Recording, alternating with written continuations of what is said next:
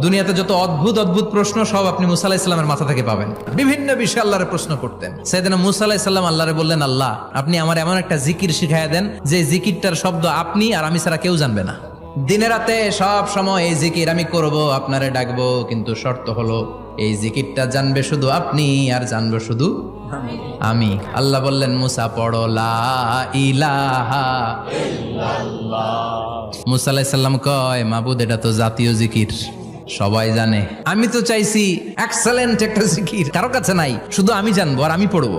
আল্লাহ বললেন, মুসা এই লা ইলাহাকে যদি এক পাল্লায় রেখে দাও, তাম বিশ্ব, সাত আকাশ, সাত জমিনটারে তুলে যদি তুমি আরেক পাল্লায় রেখে দাও, লা রাজাহাত কাফাতু লা ইলাহা ইল্লাল্লাহ, মুহূর্তের মধ্যে লা ইলাহার পাল্লা ভারী হয়ে যাবে। ও মুসা, তুমি যতই এক্সক্লুসিভ জিকির চাও, লা ইলাহার চেয়ে দামি জিকির আমার কাছে নাই।